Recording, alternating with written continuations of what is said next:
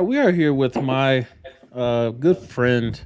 We met on deployment, my first deployment out in Abu Dhabi and outside the wire in dangerous regions of the world and what have you. But it's my friend Jasmine, and yeah, I'm grateful to have you on. I appreciate you for giving me a little bit of your time. Of course. You want to tell the people just a little bit about yourself, brief little intro, whatever you want to share. As he spoke, I'm Jasmine. That was also my first deployment, so it was definitely an experience for the books, both work wise and social wise. Definitely learned, met a ton of great people. Um, I am a childbirth educator and a birth doula. So if you need somebody for that, definitely get at me. A pretty laid back person. I have one daughter; she'll be 5, and I really just be chilling for the most part. I'm about to Mhm. start school to be a midwife soon, so whoop Okay. whoop to that. But Let's stay there for just a little while because I do have an icebreaker, mm, but you've kind of broken the ice already. Now I'm oh, look at intrigued. that! Look at that! But yeah, of course I've been watching from the shadows and I've been noticing a lot of your side ambitions and Mhm. of course I'm one of those people that also enjoys having a little something on the side. The Air Force can't be 100% of my energy. Right, I don't But know. yeah, what made you want to get into being a midwife or you mentioned the other term? And I can't. Doula. Yeah, what is that? So a birth doula is basically an emotional assistant while people are, in labor, birth and postpartum. So they help like right before labor. They're there the whole entire labor, water birth, natural birth, all that good fun stuff. And then we're there to support the mom. Of course, when people have babies, most times after the baby born, it's baby, baby, baby. Oh, how's the Right. baby? How's the baby?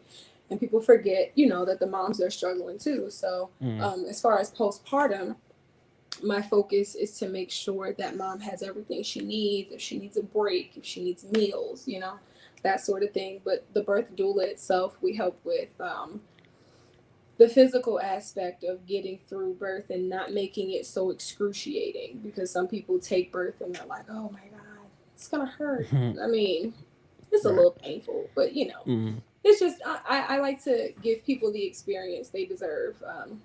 That kind of came from my mom. I didn't even know I wanted to do this, and mm, my mom had my sister, and she's like, "You going with me to the hospital?" And I was like, I mean, I ain't gotta go to school, like, why right. not?" Right. So we went. She had my sister, and I was like, "Wow, this is really how it happens. Like, Mm, this is real life." So I've been hooked ever since. So I'm actually starting school in the fall okay. to become a midwife. So as a doula, I can only be an emotional assistant. I can't really check the cervix and touch on the baby and listen for the heartbeat. As a midwife, I'll Mm, be able to do all of the medical part of it, but I'll still have the, emotional support. So okay. that's what that's about.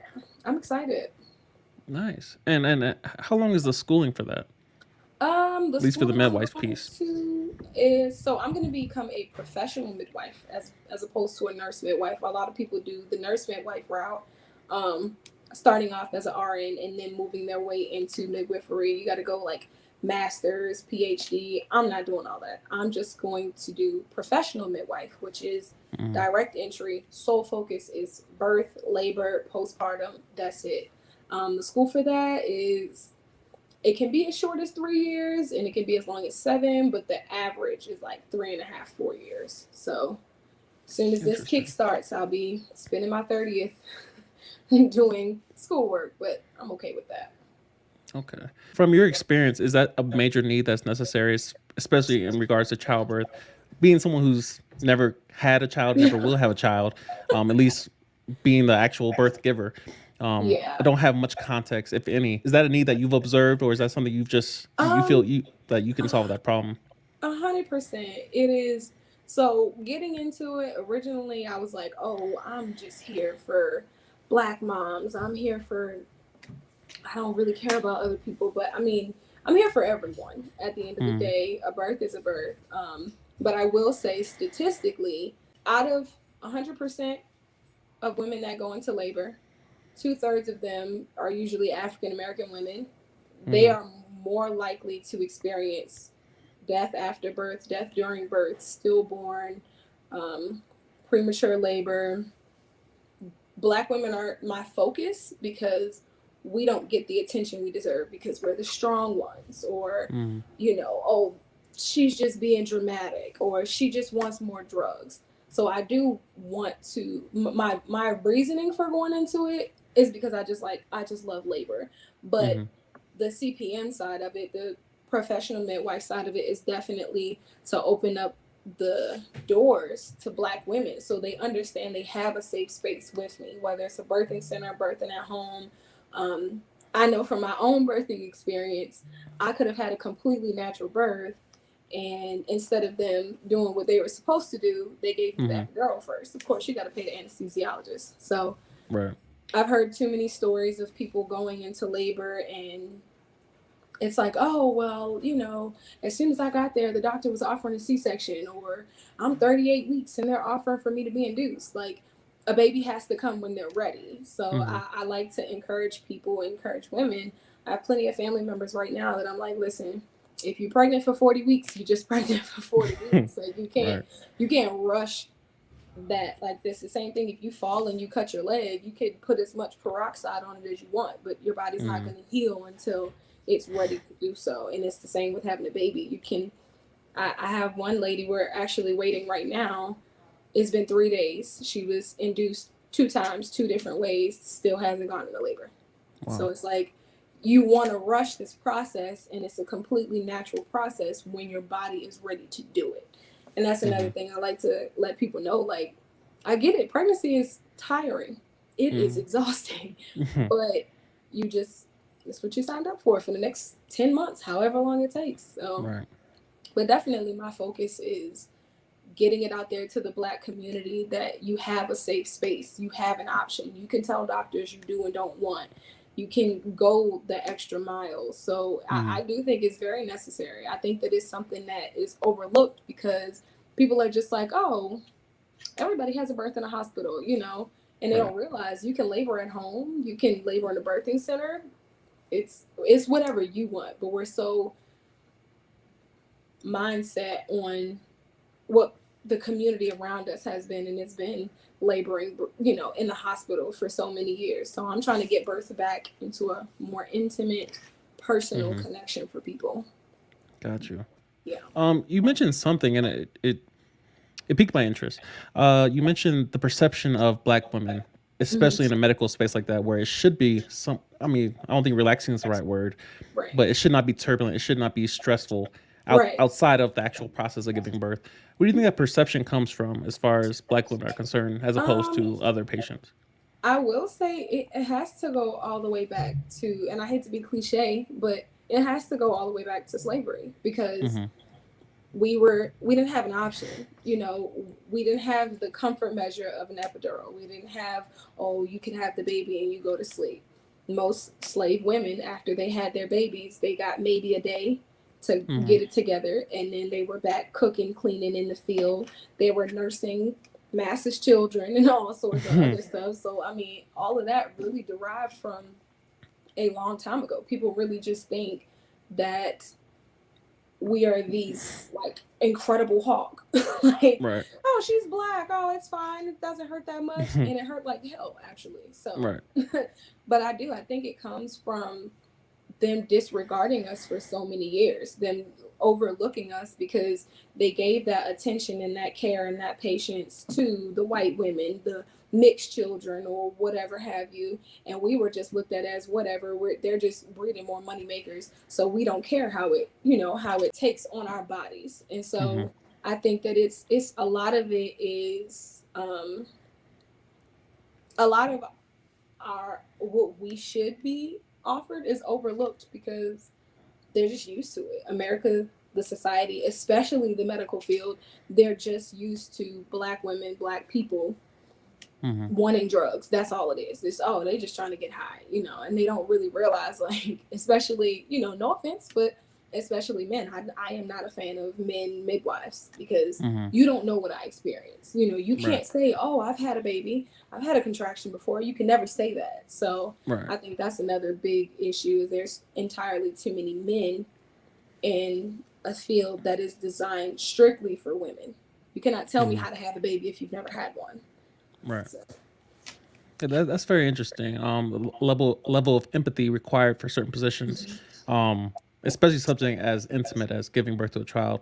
I feel like that should be something that the person who's helping you or assisting you through that process has a little bit of understanding of Right. why she's going through what she's going through, the way why she's she might be swearing or like well, whatever's going on in that room. There should be a level of empathy that's available from experience. What has your attention right now? What has you excited? Um, what when you wake up in the morning on an average day consistently, what is the first thing that pops into your mind outside of obviously your daughter? Honestly, it is this midwifery process, and a lot of Mm-hmm. people think it's midwifery just because the word is midwife, but it's actually midwifery. Mm-hmm. This process for the last 2 months now, I've been going through the application process with the school, and they are very tedious and meticulous, and they repeat questions, but I understand why they repeat them. I've been asked the question probably like 6 times now. Why do you want to be a midwife? Why do you want to go to the school? What made you want to be a midwife? And it's like, oh my God, this question. But Mm-hmm. I get it. They want to make sure that people are genuinely passionate about this. You're talking about people's lives. You're talking about Mm-hmm. people's babies, the thing that they care about the most. Um, that's definitely like that's what's keeping my interest. That's what's keeping me going right now, Okay. really, because I get up, take my child to school, and I go to work. Right now, I work. I'm literally doing nothing. Mm-hmm. I have books that I read about birth. I watch videos about birth. I watch shows about birth. I'm taking prerequisite classes to get into the school. Um, that and getting out the military are probably the top two things that are like you can do this right now. Those are the sandbars that are keeping me grounded right now. Why the need to get out the military? Obviously, something is calling you away from where you're currently at. What would you say that is? Um, I have learned in my own personal experience that the military is only conducive to you as long as you are conducive to it. Mm-hmm. Once you have crossed the bridge, that your focus is no longer to yes sir, yes sir, yes sir, no sir, no sir, yes sir, I will, to the military and to your leadership, you no longer fit the bill to be an American airman. Like Mm-hmm. it doesn't work.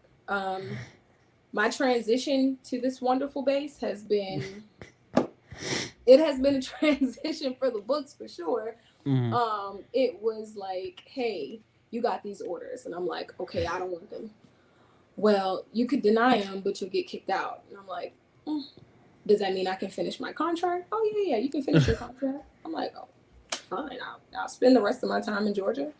Mm-hmm. And then it was, yeah, just kidding. You gotta go.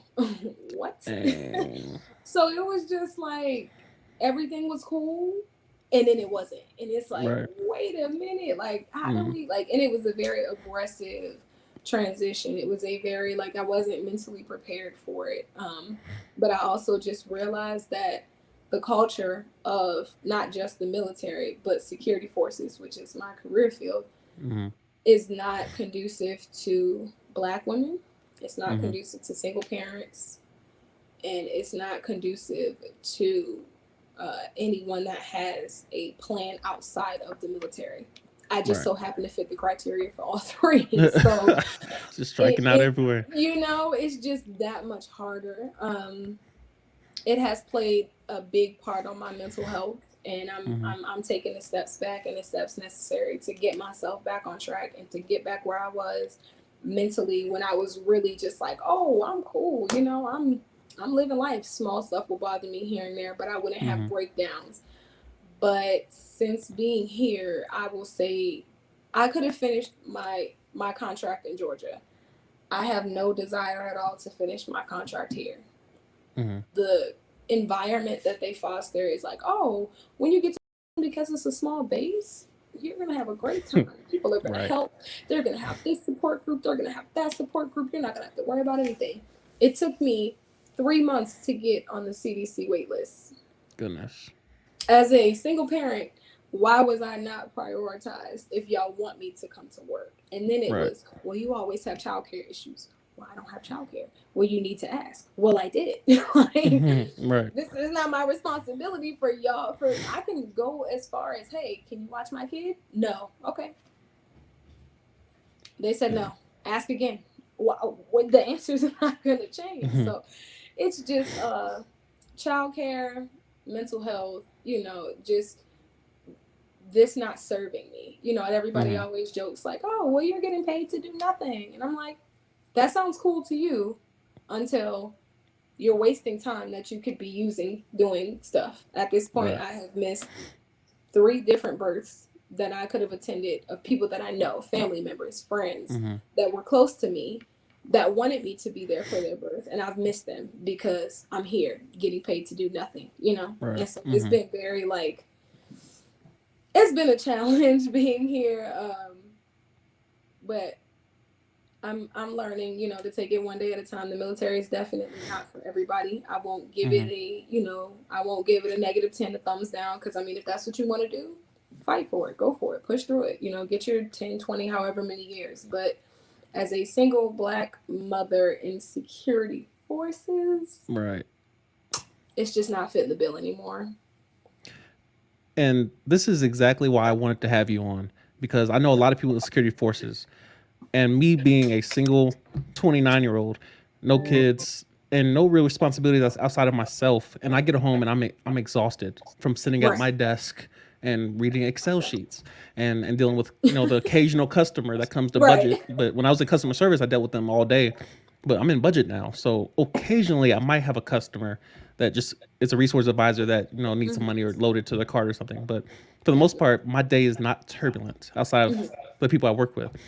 So, someone like yourself who's in security forces, and you mentioned the mental health piece, how do you survive? Not only that, but how do you succeed and maintain everything, balance everything? I want to get to all that, but we might as well start from the beginning. Talk about your origin. Where are you from? How did you even get the thought of joining the Air Force? And of course, how did you get security forces? So I am originally from Maryland. I went to school in Howard County. Um, Okay. I usually tell people Baltimore because they're like, "What's Howard County? What's Columbia?" So Right. I actually went to school in Howard County, whole Okay. 12 years there, all that good stuff. I never in my whole career, high school, middle school, elementary, none of that would have ever thought like, oh, I'm joining the military. Seeing my Hmm. friends do ROTC, I was like, that's dumb. I'm not doing it. Like, I don't know why these folks think this is cool. Like, y'all got to wear uniforms and y'all got to Hmm. get yelled at all the time. Like, hell no, I'm not doing that. But time went on. I started school and it was cool, and I slacked off, and then I started again. And then the person that I was actually with, it was not my idea. It was his idea. He's like, well, I want Hmm. to join the Air Force. And I'm like, go for it. I'll be a spouse. I'm sure, go for it. And then he was like, well, if we both join, you can do 4 years, I'll do 20, and we can both stack this money. I'm like, you know what? You wanted something. Hmm. Okay, all right. 4 years ain't, I got a couple college credits. 4 years ain't that See. much time. So we were supposed to go get married, and then we were supposed to join together. He had a Baltimore City education. You Oh take that Lord. how you need to take it. And then I'll just say See. my ASVAB score was probably 3 times his score. Lord. And it was, I was like, okay, all right, we can, we'll figure this out. I'm a compromising person. I say I'll do the first 4 years by myself. We'll still get married. We'll go. You can take some classes so you can really get up there education wise. Take the ASVAB again, and then you Hmm. can join. And then he just did a whole lot of stuff that he wasn't supposed to do. Lord. And I was like, okay, I'm gonna just, it's cool. I'll just join by myself, and I did. Mm. And I mean, I was terrified. Like, I freaked out a lot. Like, I'm Mm. really about to go be away from my family, from my friends, from this person that I was actually supposed to marry. It was a lot. And, once I joined, it was like, okay, this isn't too bad. I can do this. I was very sadly mistaken, but it's okay. But I mean, it was really like oh, let's do this for us kind of thing. And Hmm. it ended up being a for me kind of thing. Right. And I mean, I just kind of took it and ran with it, because at that point, it was like you have these opportunities, you have education, you have money, you got Mm. deployment, you got all of this stuff in front of you. And I'm like, okay. And I will say my recruiter, very honest person. Like she was a black Oh. tech sergeant at the time. Or no, Mm-hmm. she was a staff and she made tech.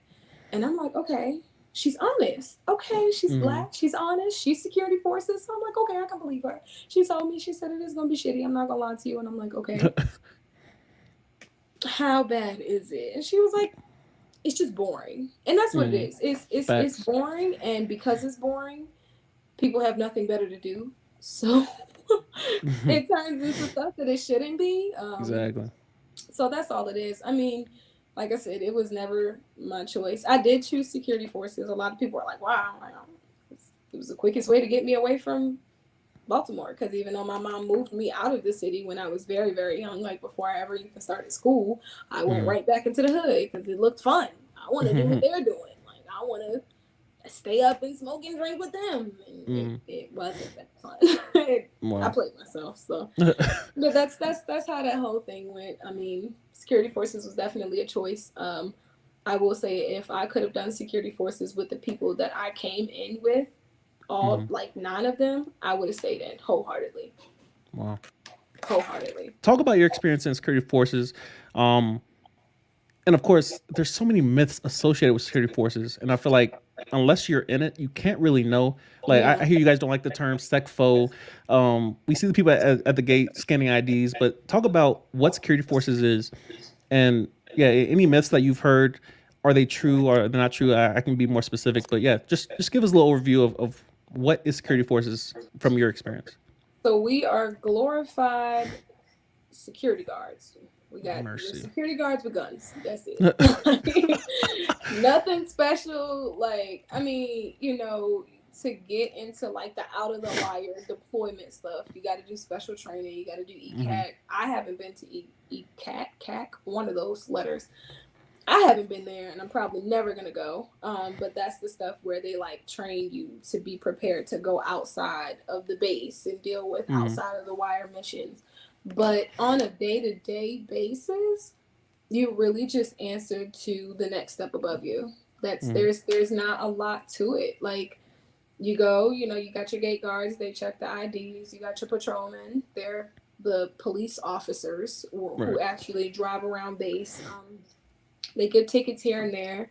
Um, and then you have BDOC, your control center. Right. Um, they're just the 911 operating. They pick up the phone. Hey, oh, your cat's stuck in a tree. Cool. I'll send a patrol. Like, Right. nothing, Mm. nothing special. I don't think that I've been in any position yet that I've been like, oh, this is great. We do have investigations, but with investigations, of course, comes its extra stuff because you have the investigations. If it's in house, which is just the squadron investigations, then it just deals with like if somebody brings drugs on base, if Hmm. somebody has a warrant out and they just so happen to come on base and we find out that they have a warrant, stuff like that. If you are the base OSI, you deal with the big stuff like people actually going to court martial, going to jail, and dealing with child pornography, rape Hmm. cases, domestic violence, that sort of thing. So, I mean, we're your typical police officers, Hmm. but stuff has to happen, and of course it's the military. And I mean, don't get me wrong, stuff happens, it's Right. definitely not peaches and cream, sugar and rainbows all the time. But Hmm. when that stuff happens, it's so like, oh, we don't want anybody to know, so let's put it in a box over here. We're gonna do this court martial, we're gonna talk Right. about it, and then we're Mm. never gonna talk about it again. That's usually how it works. Um, you get I think it's just a secret security clearance. It's not anything Hmm. super exciting unless you're like Andrews, Bowling, those bases where they're Right. actually right there. Hmm. But we don't, it's not a lot. Like, I mean, you have your flyaway missions where you go and you are basically security for whatever plane they're taking. Sometimes it Hmm. could be the Air Force One, sometimes it could be, all the other planes, see whoever 14, 19. Don't get me wrong. I don't pay him no mind. Yeah. I ain't gonna lie. I came in with the mindset to do one thing, and that was to get my education benefits and focus on getting his money Gotcha. up. Other than that, like, I don't. I try not to get into the logistics of everything because I don't want people to think that I'm more interested than I actually am because I'm not. That's So real. I That's keep real. it, we're gonna keep it real strict with what we Facts. talk about because I'd be like, I don't know about that. I didn't You sign know up for too that. much. We got to assign it to you. You You got know, secondary and UDM and right, right. security managers. It's too UTM much. and a UDM. Like, Yeah. okay, Yeah. It's y'all too got too much. many different positions Yeah. going on. So yeah, I Yeah. mean, it's definitely it's a glorified security guard with a gun. That's that's the gist of it. I will say from the airman standpoint, if I could have stayed an airman, I probably would have. Like Facts. I could be an airman for Mm. like 8 years and it wouldn't bother Easy. me. Easy. You ain't got no responsibilities. You Yep. get paid, you do your job, and then you go home. That's it. Yep. Once you get into the NCO tier, you get paid to get yelled at to yell at other people. That's really just what it is. Right. And then you don't even understand why you're yelling at them because you don't understand why you got yelled at. And you try to make sense of it and it's like, mm-mm, don't say that. Okay. So what solutions, I think Right. security force is just a big circle of we don't have solutions, but we're gonna put band-aids over stuff Yeah. and then we're gonna figure it out as we move. So I mean, some people enjoy it. Some people thoroughly like, I want to do this. I want to be a chief of security forces. And those Mm. people, hey, more power to you. People like me, never gonna happen. Yeah, that's real. I mean, and from the outside looking in, I mean, when we were deployed, I Mhm. was technically a part of security forces. We should have been Right, attached to CE, but we came and saw y'all every morning. You was in the cage, and right. y'all had us little dusty batons and walkie talkies, and we go out there and serve the populace. But Yes. a lot of the common tropes and stereotypes is like, you know, people that join security forces or kind of sucked into it, they're the dumbest people in the Air Force because low ASVAB scores. And of course, you having a very high ASVAB score. Talk about your experience, especially from an NCO perspective. Of Woo. is there any truth to that as far as y'all getting the dustiest of the recruits? I will say, I think there's no in between. I'll say that. I think Mm. that we either get the holy crap, you have a whole bachelor's or master's and you chose to Mm-hmm. be an A1C. What's Right. wrong with you? That kind of dumb, but still Mm-hmm. smart. And Yeah. then you have I just graduated high school and they said that I could jump out of a plane. So here I am. Mm-mm. And there's not a middle ground where it's like, Yeah. okay, I got a little bit of common sense and a little bit of smart, but I'm still gonna have fun. No, there's no in between. Either it's Yeah. I'm gonna be dumb and have the best time of my life, Mm-hmm. or I'm gonna be smart. Like, and so I mean, I, we have one guy. Of course, no names or anything crazy. He Mm-hmm. put a rabbit in the microwave here. Um, Pray for him. That's all I can say. And he kept telling me, I don't understand, why they want me to be monitored all the time. I don't understand why I have to have a babysitter. And he was an A1C, and I was like, um, Oh, there okay. you Okay. go. So you got those that are like, your mom should have put you in therapy when you were Mm. 4. Right. But then I know at my last base, I had 4 people come in off rip with associates, bachelors. Mm. One of them was working on their masters. And these people are literally like 20, 21, Right. 22. They're babies. And I'm like, why did you come in enlisted with a Mm-hmm. degree? You could have been chilling. You could have never had to put gear on a day in your life. But here you Facts. are. So I Facts. do. I think that there is like a no shit, no in between. It's either you got it or you don't. And it's a very scary thing because those people, those ones that don't, have to transition into having it if you're going to Mm-hmm. be an NCO, if you're going to be BDOC or whatever it is. So that has been my experience with it. I have not really met anyone that's level headed enough to be like, okay, I can do both. Mm-hmm. Like it's just a very black and white. Yeah. choice of pickings for cops. So That makes sense. mhm. Talk to the recruit, and it's something I deal with constantly. Especially really when I do live streams and I get like Mhm. these very shallow questions of like, how often do you guys jump out of planes in finance? I'm like, well, it's every other week. We have training, and sometimes we go to the uh, field. I'm like, no, that's wrong branch, wrong question. Your research is right. off, and most likely and often it's due to a commercial they saw, where they saw, all right, it's the Air Force logo, and they Yep. just saw a bunch of quick cuts, jump Hmm. cuts. They saw a bunch of officer positions that it wasn't clarified you need a degree to get those. You're going to be on the ground, probably Hmm. turning a wrench somewhere. You won't be doing tail spins and dog fights in the sky. It's not going to be anything Right. like that.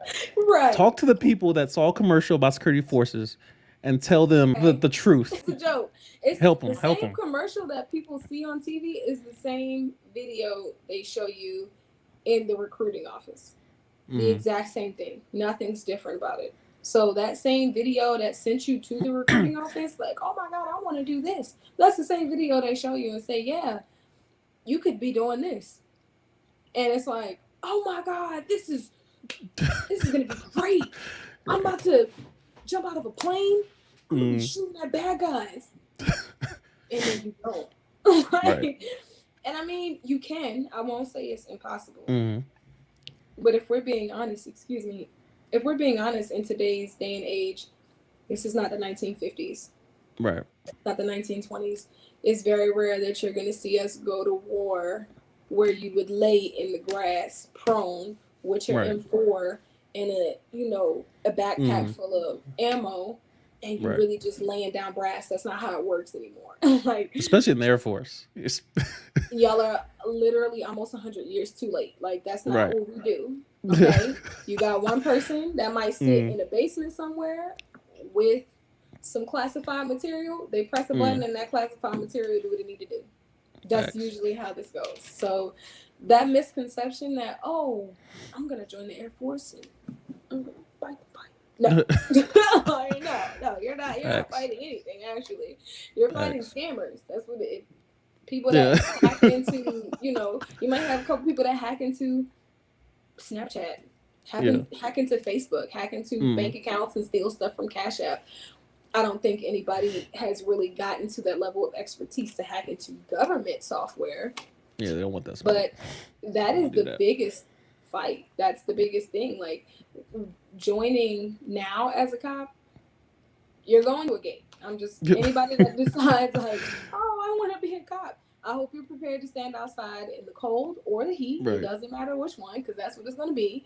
Facts. And you're going to scan IDs and say, "Welcome to team whatever base you're at," and that's just how it's going Yeah. to go. Like, there's no, you're not That's going to be real. like, "Oh, I get to be a patrolman." No, you probably got a smooth 2 years before you even drive in a patrol car. So Easy. Yeah. yeah, it's not exciting at all.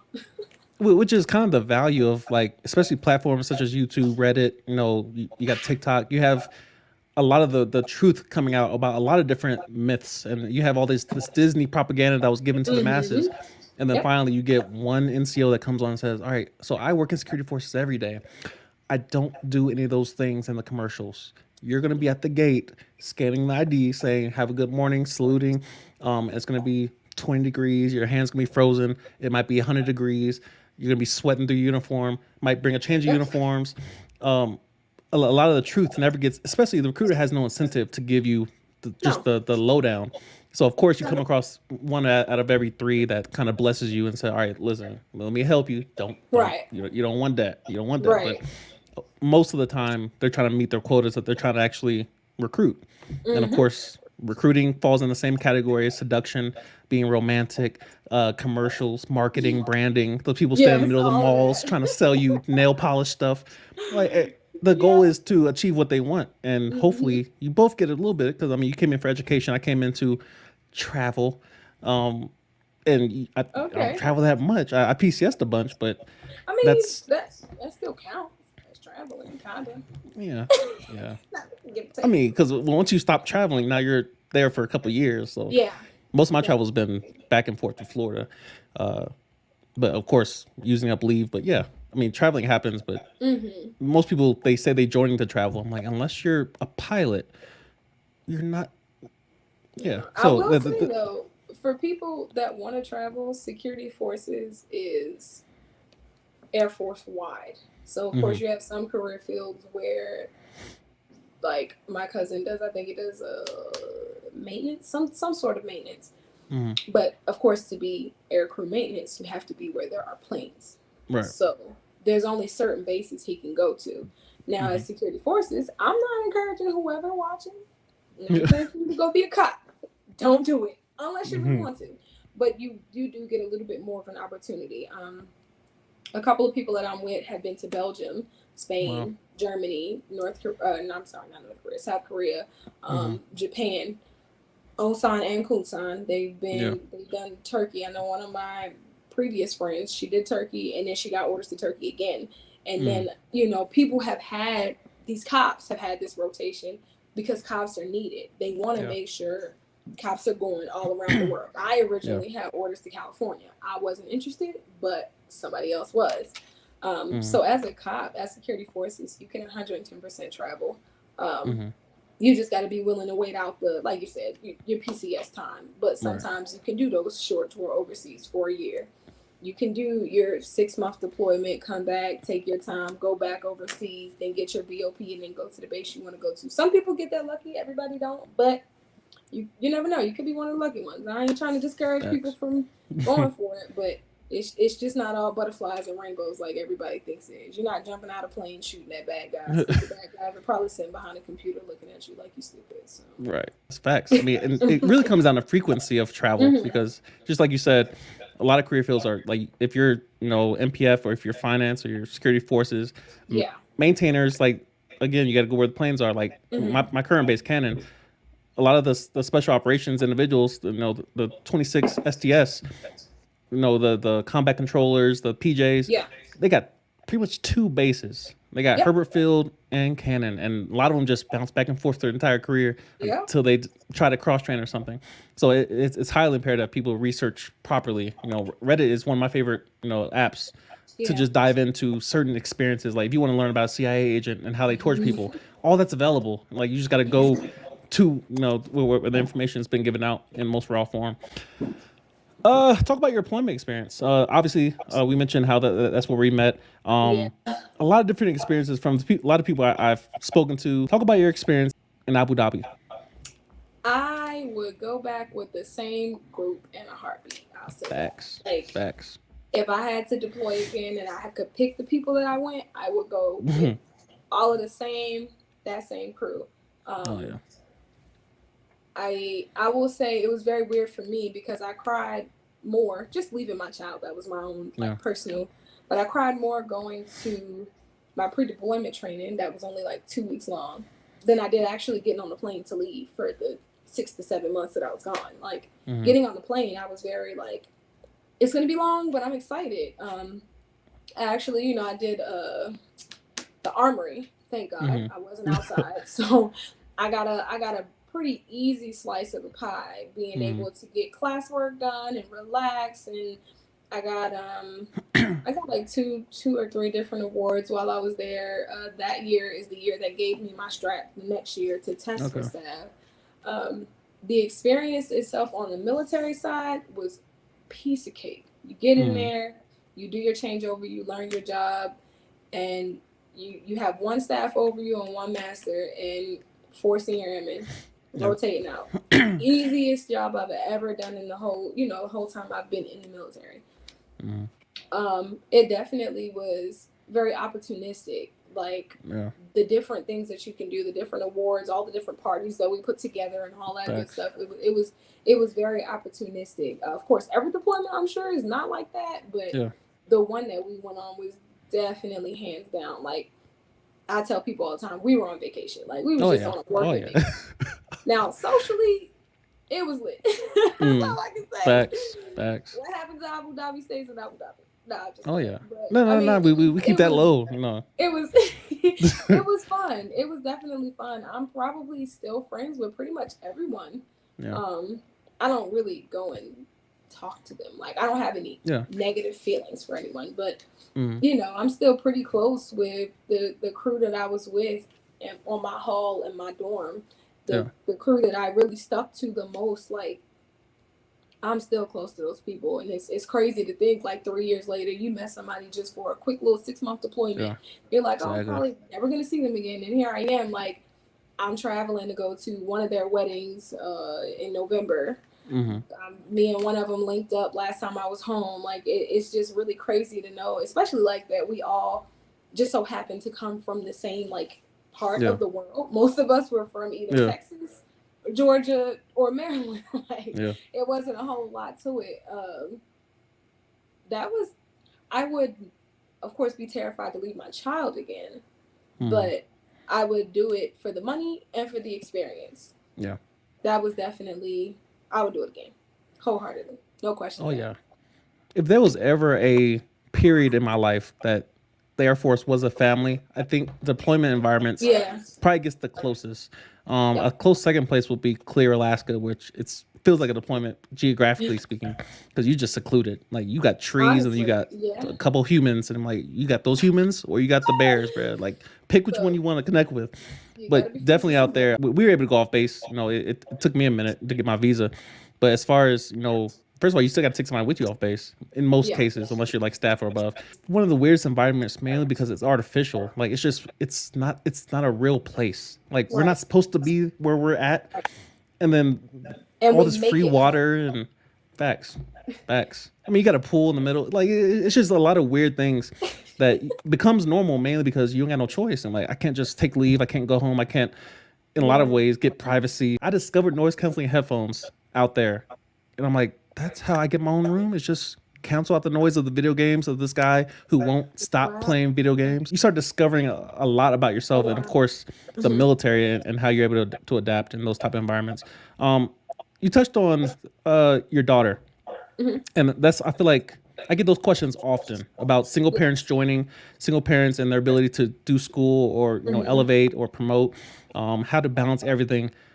What is your advice to the single parents? Maybe they're attempting to join or thinking about joining. They think, I'm an older recruit. Maybe they're in their 30s. They have some life experience, and they want a Yeah. little bit more stability. What would your advice be to them? Just have a support system.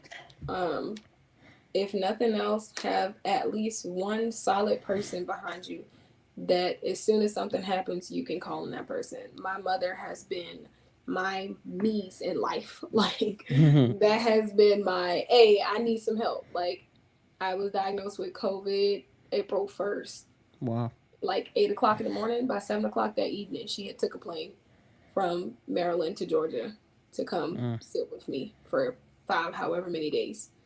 When I was deployed, she was the only person. Like, as soon as I said I was going for deployment, she started getting her house ready to have my little terrible 1 year old Hmm. running around her house. Like, it's all about the support.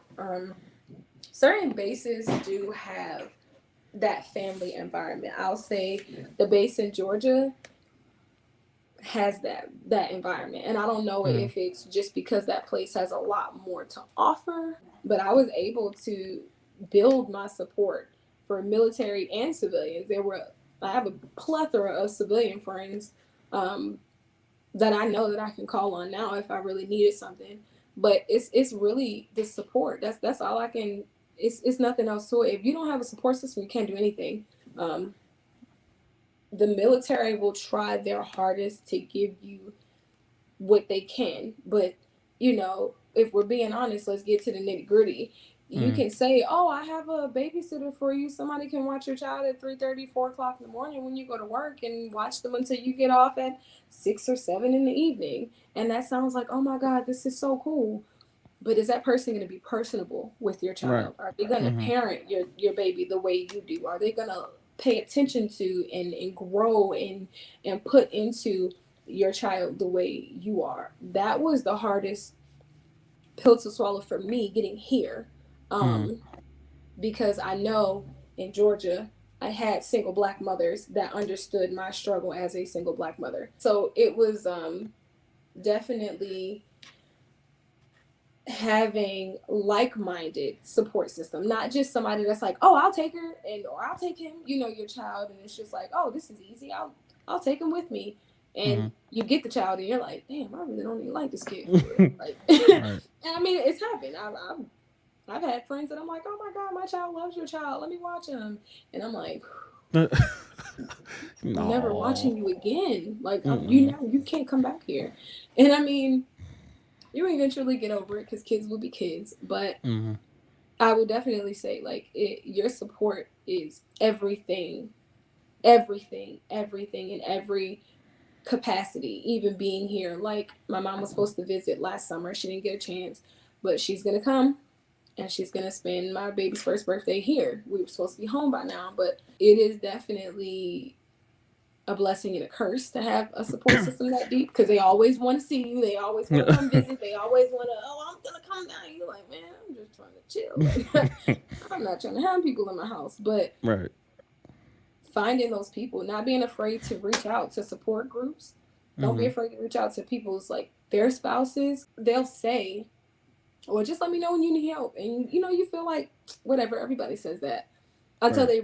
you're really like, okay, no, I really do need help. Like, I need Mm-hmm. help. And a lot of those people, the military people may not get it sometimes, but the spouses, they really do. I think that they get it from a spouse standpoint because it's like, you know, when their spouse deploys, what do? They got to find a support system too. So finding that support and finding people that are like-minded in your parenting style is Mm-hmm. really what has helped keep me on the straight and narrow with this path in general. So support is that's the only thing. That's it. If you don't have support, you don't have nothing.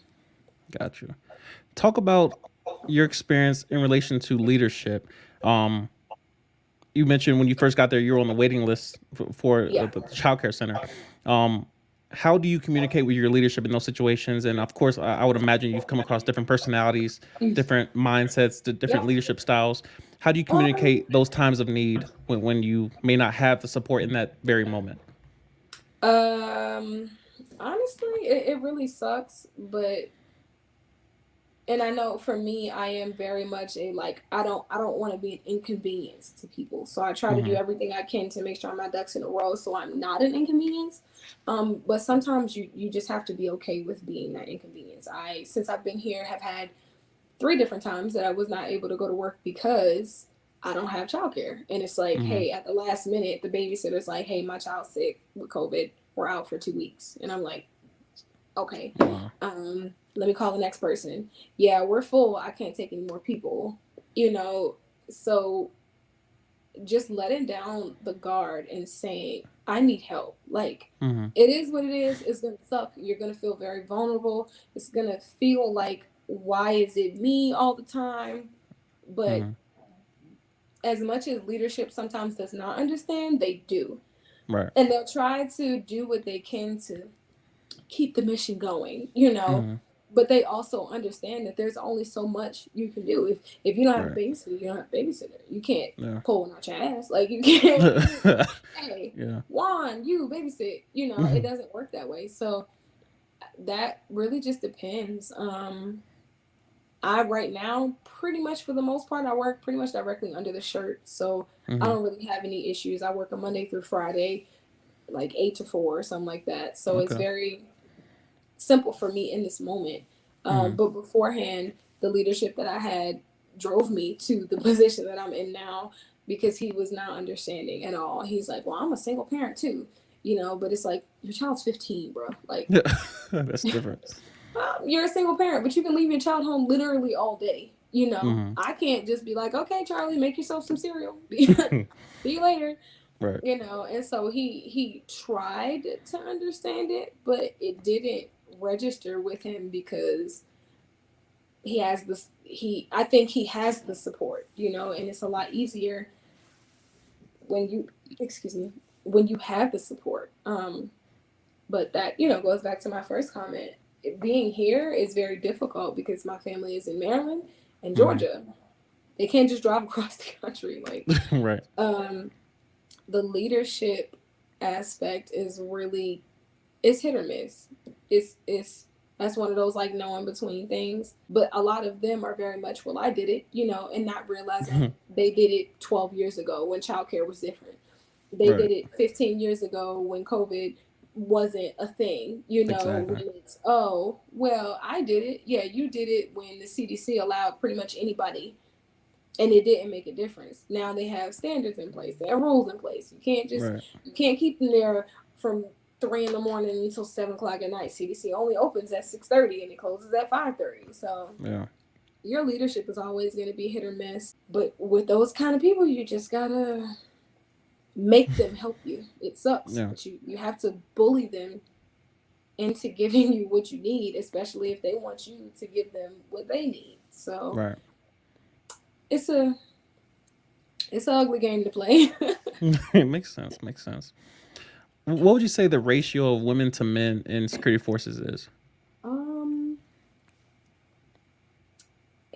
I will say it's growing. I definitely am seeing more and more um, women in the career Mm-hmm. field, but I would say maybe about 20% female to 80% male. It's Wow. not it's not very big at all. Mm-hmm. Like no, and then even like black females, probably about 10% of the True. 20%. It's like 10% of that is black females. True. I asked this provocatively. Is security forces toxic? Yes. In every Go by. capacity. Like there's I hate to say it like that because I try to shy away from the toxic word just because Yeah. it's a such a I hate the word universal personally, term but now. You know, yeah. it's such a like, oh my God, everything's toxic.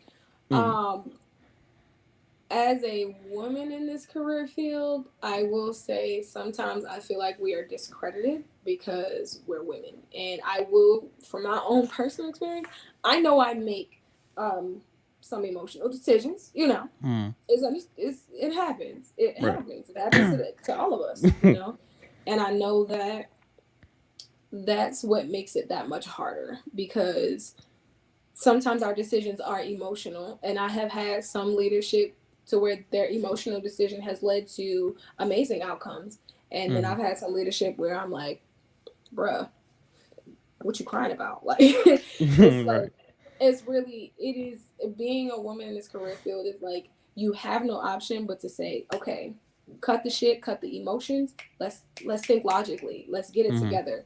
And I will say over the years I have been able to detach my emotions from the job. I go to work, people don't know what I deal with at home, they don't know what I how I feel about them. I can come to work Mm-hmm. and smile on your face, do my job, and pretend like I have no issue with you, and then as soon as I leave I hate you again. You know, like Right. it sucks, but you really have to be that way because you don't want people to take from the knowledge that you have, because as soon as you make an emotional decision or as soon as you give them this emotional perception, this women are crybabies, they you're anything you say from that point is invalid. Mm-hmm. um, and learning to play that game takes time. It takes a, I will say, it takes a higher IQ. Like, Yeah. I'm not Yeah. saying I'm Albert Einstein, but paying attention to the people that I'm like, you got fired from being a flight chief 3 times because of your emotional decisions. Mm. You don't know how to calm yourself down when you get upset, you know, and it's really a game that you have to play, and Yeah. the skills that you have to acquire being a woman in this career field. It's much harder for us because they don't see us, they see us as, oh, shut up and color, just go Mm-hmm. do the job you were told to do. As soon as I used to hate it, I told people at my last base all the time, I have nothing against women in this career field, but I do not want a woman as a flight chief. I Wow. don't. I can't. It sucks. And people are like, oh my God, as a woman, you would say that? Yes. And as a woman, I would never want to be a flight chief. I, because I could come to work one day and hate the whole flight, and now y'all Yeah. doing push-ups for no reason, just because I'm, you know, because I'm pissed off because I had to Right. get gas this morning and it's -4 degrees. That's dumb, Yeah. you know. But some women don't have the mindset to say, you know, maybe this position isn't for me. Maybe Mm-hmm. I have to step back and scale it back a whole lot and figure out what the best approach for this. And I've experienced that. I've actually watched at my last base one of the flight chiefs. She was very snappy, very like, "Ooh, you don't Yeah. need to calm down." And it took some humbling. She got Mm-hmm. fired for being a flight chief, and you know. our leadership talked to her, and she asked me my personal opinion. And I said, "Do you want this opinion as me being a senior airman and you being a tech sergeant, or you want this Mm-hmm. opinion as us being two women?" And I'm gonna be real with you. Right. And so I gave it to her both ways, and she was like, sometimes it's just really hard because I look at y'all like y'all are my children, and I said, "That's your problem. We're Exactly. not your children. We might be your subordinates, but we're Mm-hmm. your coworkers, if nothing else. Right. Yes, you tell us what to do, but we are still equal. We're both still working for the same mission. We both still have a job to do." Mm-hmm. And I think from that point, that really took her into her next phase in life because she made Right. master the next year. So I really Okay. think she took that and it really made sense to her. But yeah, it is a fight to the finish because Yeah. we come in and they see these little 20, 19, 20, 21 year olds that's out here walling, you Right. know. Oh, she hot. Oh, she hot. She been with that. Oh, she can't Mm-hmm. be no NCO. And then she makes staff or whatever. And now it's, oh, I'm a staff, blah, blah, blah. Exactly. And then you have to figure out how to take the childhood person that you were when you first joined and change that whole perspective. But it's a fight to the finish. It is. Yeah. Even being a black woman in this career field, we're looked at as sassy. Anything you say is, "Why you got an attitude?" I don't have an attitude.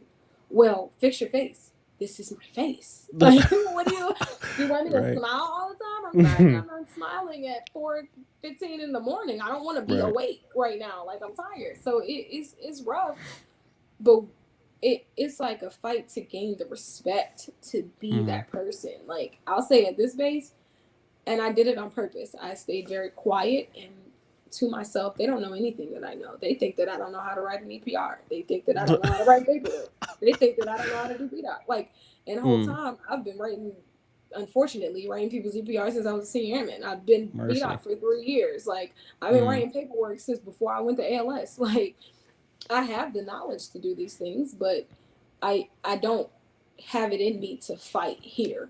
I don't have it Mm-hmm. in me to tell you, "Hey, listen, I got a really good approach for this. You can handle it like this." Because why should I have to fight for that? Right. I clearly I did what I needed to do. Passed the ASVAB, went through basic, went through tech school. I made staff. Why do I have to fight to prove to you that just because I'm a woman, I have the same competency as you? It, Mm-hmm. it's it's a lot. It's Yeah. a lot. Some people have the patience to do it though, and those women, I commend those women. I applaud those women every day. Those ones that are fighting for it. Some people don't make tech until like their 18th, 19th year. Those people, Mercy. I applaud you. I applaud you because I know that a lot of it is because, oh, she's a woman. Mm, she's gonna be, So Mm. it's fun, but The one you touched on that I feel like kind of it's a silver lining between everything you kind of just mm-hmm. articulated is the emotional intelligence. Yeah, And I don't think it's I agree with you that maybe women could work on it, but I think it's definitely men as well. Because a lot of yes, my leadership that I've experienced, they're almost too logical. It's like yeah, if somebody had death in the family and you say one plus one is two, mathematics does not apply to pain yeah, and someone like that they're yeah. That's suffering over different. there. That's very A different. hug is in order. Like hug the person. Like I know you're Mm-hmm. uniform, but you're allowed Right. to hug that human over there that's suffering. And that's something even I've had to take on, and especially in regards to going in pursuit of that learning experience. That Yeah, not everything needs to be purely logical. Like it doesn't. Oh, I got to discover the premise and then the conclusion and does it follow and then we got to yeah, define words properly. Sometimes it's a lot simpler, and emotional intelligence it's such a rarity to come across that when you do come across it, it's so refreshing to hear someone say, "All right, I can self-assess and realize, all right, I'm being yeah, too emotional here, not enough emotion right here. Bring more logic in here." I feel like that's the making of a quality leader is someone who yep, understands, all right, she needs help in this moment versus the mission will get done. We just have to stretch, or maybe we don't need every gate open on the base. Just open that one gate because that's where all the traffic's coming in until we can shore up our shortage. Emotional intelligence is highly slept on, mainly because most people don't know it exists. Like most people just think right, IQ. I'm like, no, IQ translates yeah, throughout your entire existence to where you don't have to be ignorant about women and how they think and how they move throughout the world and the experience of a woman, a black woman, and how there's nuances that if you even take the time to ask a question, you can discover that, all right, we're similar, but we're unique, we're different, and those Yeah. differences are not bad. And so obviously, um, a lot of things you just said, I feel like that's going to help a lot of people, especially a lot of women coming in, understanding the differences between, all right, I can still be feminine and still be direct, especially people like yourself. I appreciate somebody because I'm in a lot of ways the same way in regards to having so much knowledge that I'm like, I don't feel like leading another project and carrying Yes. everybody. I'm just going to follow and be a quality follower, even though I know the answer already. I'm like, people like yourself, it's why the Air Force, and a lot of the Air Force could shore up a lot of shortages, a lot of things that have been issues for decades could have been fixed if we asked the quiet people, Yep. what do you think, and wait for an answer, and just listen and ask follow up questions until you discover this person has a wealth of knowledge that the only way to get to it is ask them a question. Talk about being mission essential during COVID. Um. How did you handle that, especially being a single mother, during or being in a career field that's technically Yeah. mission essential? Definitely. Like I said, the support. The support was everything. I will say it was actually not as bad as everybody thought it was going to be. At one point, I literally worked 2 max 3 days. I was off 7 days. Wow. Worked 2 days, off 7 days. And so what they were doing was they kept us on the same schedule that we were on, which was a Panama work two, on two, work three, off three, something like that. Mm-hmm. They kept us on that schedule, but they rotated us in elements. So on 2 days that we would work. The 2 days everybody would be off, and then the 3 days we were supposed to work, they would have their select group of people that would work. Um, so it was very good for a good about month, maybe two. Mm-hmm. Um, Being mission essential was kind of it was actually kind of easy because of course traffic was down. You didn't have too Right. many people coming into the gate. Wasn't a lot going on the base because nobody was on base. Everybody was teleworking. The sucky part was getting calls constantly. Oh, my Yeah. computer is this and that, and I'm trying to get through the gate, and the gate's closed. Like, ma'am, there's only one gate open right now. Um, like you haven't been to work in like a month, so I don't know. Mm. Uh, it was definitely the whole getting paid to do nothing. Right. Realistically, nothing was happening. Nothing was going on. It was it was actually kind of relieving. Like a lot of Mm. people would say like it sucked. I mean, for those that are like maintainers, they have to be out there Right. doing the aircraft maintenance. But for us, we didn't have a lot to do. So it was very much a break that we needed as security forces because we were working 12-hour shifts, 12, 14-hour shifts. Um, so it was definitely if we could go back to that schedule, I'd go back to it in a heartbeat. I can work two 14-hour shifts and be off for 7 days. Mm. But it did make childcare very weird because it was Right. inconsistent. Okay, you work 2 days, now you're off 7 days. Then you work 3 days, now you're off 7. Like, what does this mean? So I know Right. my babysitters were like, "What are you doing?"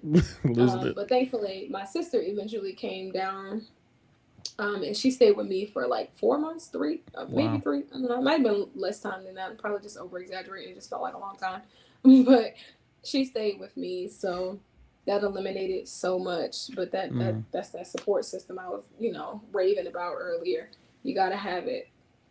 But yeah, COVID actually kind of calmed the career field. Now it's back into holy crap, we missed training, we didn't do Right. firing, we haven't done this, we haven't done combatives in 3 years or however Mm. long. So now it sucks. But I Right. mean, for the like year and a half that we really was like, don't touch no ID, don't talk to these people, don't do nothing. Mm-hmm. That was honestly that was great. Like it Sound sucks like that it. it had to happen through a pandemic, Right. but it was it was straight for me. Like I would do it again. Not the Facts. pandemic part, but That's real. definitely would do it again. Talk about like if an A1C was arriving at Air Force Base day Hmm. one, what does the average day look like for A1C? Okay. Once you get in, you in process, you get your dorm room, all that good stuff. and you go through what we have is 2 weeks of UOT, basically unit training, because we have a security forces group. So we don't Mm. have just a squadron, because we have the MSAs, 341st, 741st, 841st. We have a bunch of different Right. components to it. So you have to go through your 2 weeks of like new training and all that fun Hmm. stuff. Um, and then after that, I mean, you get on flight. Typically, guard mount starts at 4:30. You go to guard mount. Hey, where are you getting posted? This is where you are. You're going to be posted with this person. This is the weapon you're going to carry. Go to the armory. They make sure that your credentials are good to still be able to carry those weapons. You get your weapon. You go out to post, and you're there for 12 to 14 hours. If you are Bayside, where you're just doing the regular gates, the patrol, BDOC, all that good stuff, you have your phone, you have access to it. You bring your lunch with you. There's no Mm. such thing as oh, I'm leaving to go get lunch. There's no lunch break. You take a lunch when you can. What? Um, but I will say, out of a 12-hour shift, you probably work maybe 3 to 4 hours. True. So it's not nearly as bad as everybody thinks it is. You get posted at the gate most of the time with at a minimum 3 people. So you get three, sometimes four, shoot, sometimes 5 people at a gate. You split that 12-hour shift up into these 3, 4 people. Mm-hmm. You're only working 3 to 4 hours a day. And then you Okay. have the rest of the day, rest of the time to rest, relax, recoup, Mm. all that good stuff. So it's really not it's not bad. Um, Here the off time sucks because this is like in the middle of nowhere. The nearest Chuck E. Cheese is 3 hours. Oh The Lord. nearest Chick-fil-A is 4.5 hours or four Mm-mm. hours. Hell no. Yeah, that one hurt. That one hurt See, real bad. see, we can do that. Um, I don't think there's a Texas Roadhouse. There's definitely no Waffle House. Like, there's none of the good stuff. So you got Mm. Taco Bell, McDonald's, Burger King. You got a couple of fake Chinese spots. You got a couple of like. Now this Montana is known for beef, so you got Mm. a million burger places. They just put a Five Guys here like three Okay. months ago, and $10 burgers. Hell you no. know what I'm saying. I mean, You I'm gonna see, eat it because ain't nothing else to eat. break But bread real quick. it's Just a little ridiculous. something. Yeah, a little something for the Yeah, road. so I mean, it's really a chill day, and it sounds appealing, but there's so much time to do schoolwork, to get certifications. There's time to I know sometimes like when I was in the lower ranking, I would plan morale events, just stuff that we could do just off time. Mm-hmm. The days are not that bad though. They're not bad. The worst part of it is the extreme weather. In the Got you. summer, because there are no trees, the sun gonna sun. It's gonna Mm-mm. it's gonna be there, and you're See. not hiding from it. It don't matter how many shades you put on. It's there. Okay, See. when the sun is out, it's out. But also because there are no trees, when that wind blow, is On the 10. wind can sometimes get strong enough to knock over a semi.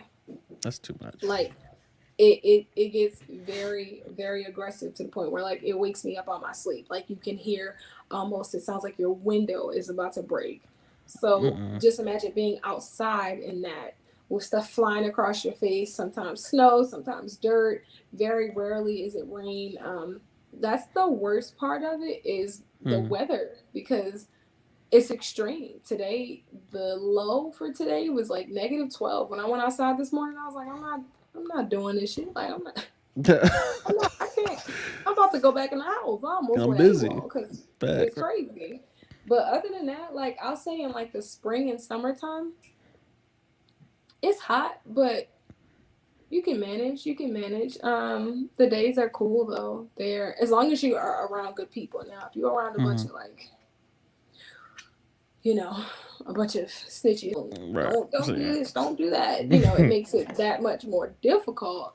But Mm. if you're around a good group of people, or you bring a good book, or download a show you want to watch in between your shifts and checking IDs and stuff, it's usually pretty easy going. Got you. Just a couple more questions and we'll wrap it up. Yeah. Um, I do want to be mindful of, got to put little niece to bed and what have you. But Yeah. what's one thing that you have to do every single day that makes the rest of your day that much better, that much more efficient or smooth? And I have shied away from it, so it's a fail on my part. But I'm getting back to it. I have a meditation playlist. It Okay. has meditation music, but it also has like motivation music, like stuff that I'm just like, okay, I'm gonna play this music while I'm getting myself together. I've never really been one to get up super early. Like I am I've always been the military person that I can get up and get ready and be out the house in less than 10 minutes, easy. Right. Like if I didn't have a child, I could. If I had to be to work at 7, I could probably get up at 6:40, Mm, get my stuff on, brush my teeth, wash my face, and I'm out the house by like 6:50. Like that's just killing it. always been me. But definitely finding a routine, whatever routine works for other people. But for me, I listen to my music. Sometimes I'll get up maybe 5-10 minutes early and just lay there, for a second. Like you gotta surrender to where you are. Surrender. I'm Mm, learning now to surrender to my surroundings and my situation and everything. As far as where I am, you mm, get up, you realize, okay, it's cold outside today. Prepare yourself for that. You mm. got to do this, you got to do that.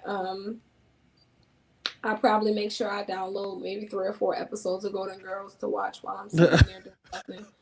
I do. Thank you for being a friend. Golden Girls. I mean, I don't really. I would like to think that I'm pretty resilient. I bounce back from stuff relatively quick, so I don't really stick to a routine as much as I should. Mm, But I am at one point. I'll say the best mental health state that I was in was when I was getting up, going to the gym, coming home, showering, listening to my meditation music, making myself breakfast, and then going to work. And that was when my child was with my mom, so I didn't have the responsibility of got to take her to daycare. mm, But those times when it was just me, myself, and I was able to take care of myself like I needed to, nothing bothered me. Anxiety was at an all-time low. Everything was smooth. It didn't matter how many people pissed me off. Like it was mm. just like, okay, whatever. I'm gonna go home and have me a cup of wine and relax today. Right. Um, but daily essentials for me is definitely my playlist, my meditation playlist. I play it in the morning, even if I don't really acknowledge that it's on, because I play it so often. It's become routine to calm me down. I go to sleep to that playlist. I relax to the playlist. My child even, I didn't call you, speaker be listening to everything. It's crazy. See. The government tapping in. So, You gotta but watch yeah, him. Big brother them. you know what I'm saying? You know what I'm saying? But Sneaking yeah, around. that playlist definitely keeps me afloat. And the more I listen to it, the more I realize, like, this has really helped me. Mm. This has really helped me get through the day. So yeah, my meditation playlist is definitely what keeps me going. Okay. And this is a perfect segue. You already kind of touched on it. But we'll Mm-hmm. end with this. Mental health, especially as it relates to being in environments where you can't control where you live. You got two mouths to feed. You have two wills. You got to chase her around, and she wants food and she wants a snack and she wants to play. Want to go to the park. Chuck E. Cheese is multiple hours away. Where does your resilience come from? And maybe you don't know, but talk about that as far as your mental health and how you make it every day. I don't know if we're being honest. I mean, I will say a big part of it now is her. Like my child is a big part of my motivations. At the end of the day, like I gotta look at it like I could be homeless. I could Yeah. be in debt. I was able to get so many classes done and the military paid for it. Like every Mm, time I get pissed off about something about the military, I call my best friend, we talk about it, he rationalizes with me, tell me like, hey, you tripping. I'm like, okay. mm, And it's always like with that conversation, it's always like, okay, all right. I have my little moment, I cry about it for a second. And I'll be like, you know what? I'm still getting paid the first and the 15th. I yeah. still have a check. I still have a roof over my head that I don't pay a bill in here because this is base Facts. housing. Facts. It's you learn to find, like you said, that silver lining in everything, regardless of how bad a situation is. I'll always say, like, right now, one of my family members, they are staying. Well, they can't anymore, but they just got kicked out of a house that my grandmother moved out of like 6 years ago. House is about to be boarded up. House about to be owned by the state of Maryland. Like, Wow. and she has a newborn. Well, he's like 6 months now. But at the time, you were living in a house that had barely any electricity, no hot water, no nothing. You know, I'm like, that could have been me very Yeah. easily. Yeah. Very easily could have been me. I could be the one trying to figure out who's going to watch my child so I can go to this minimum wage job where I don't get no benefits. You know, Yeah. it could be me at any given moment. Mm-hmm. Everything that I'm complaining about could be gone, or I could not be here, you know. Facts. And I use that. I always I try my hardest to look at the cup as half full, not half empty, because Mm-hmm. you start to weigh down on yourself when everything is negative. Everything is negative. So I have my little moments. I do. I'm not gonna pretend like everything is always like, oh my God, yes, who's that? It's not. Right. I have my moments where I'm like, honestly, I want to bust the windows on my own car because that's how angry I get with the stuff. And then I realize that's not really helpful. Right. It's It's like too it cold. pisses me off because now I got to pay for it. But Right. in those moments, I have my moment. I allow myself to feel. I go through that emotion. And once that emotion is over, I'm like, you know what? It's not that bad. Like, you Right. were upset for a moment. And I pride myself on not making lifetime decisions on momentary emotions. I do. And I mean, I'm learning to take it even one step further and saying, hey, getting mad at this does nothing. Like, Right. taking it to that extreme, letting yourself get worked up, cry about it, scream about it, whatever, it does nothing. Because what do you get from that, So Right. I'll definitely say just learning to control it and realizing that this could very easily be worse. I mean, Yeah. not to be cliche, but I really am a part of the 1%. Yeah. I literally watched somebody that was supposed to join with me not be able to join. And here I am, 7 years later, still with a job, with Yeah. a roof over my head, and about to get out with all of my benefits. Like, you Facts. can't beat that. You can't beat that. So you Yeah. got to learn to find the okay, this is not that bad. Yeah. So that's what it's been for me anyway. Amazing. Jasmine, thank you for your Yeah. time. Thank you for your insights. So in love to the First, youngins coming through. But yeah, I feel like this was highly insightful. Thank you again. Any last thoughts? of Any last thoughts for the course. people? Um, just whatever you decide to do, stay true to it. Like, and don't don't be afraid to change your mind. I will say, like, I've had plenty of family members and I'm like, well, I'm getting out the military. And they're like, why didn't you do 20 years?